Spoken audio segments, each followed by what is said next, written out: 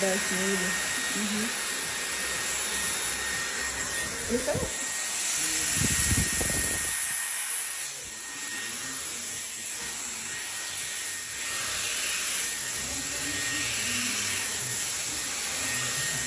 Before I got my Dyson, I was obsessed with watching people do their hair with it. So I'm going to do my hair with it. I'm going to go in with the Moroccan Oil Heat Protectant and then Olaplex number 6.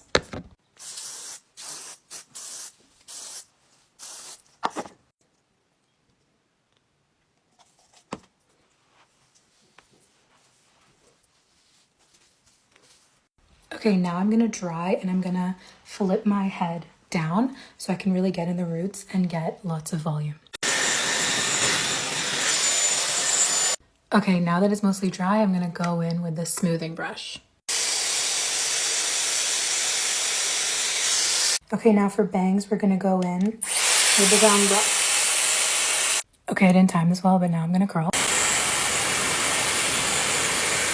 I mean, I haven't even put in the hair oil yet, but you need the Dyson. Honey, don't leave me. You said you'd love me forever. Honey, believe me.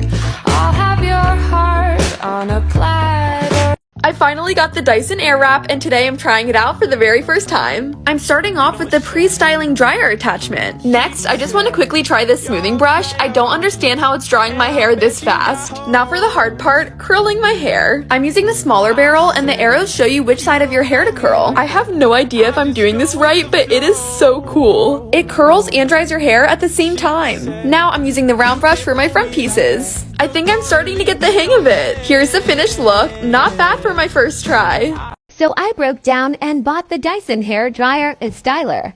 So pretty. Let's test her out, shall we? Wet hair don't care. Brushy brush first.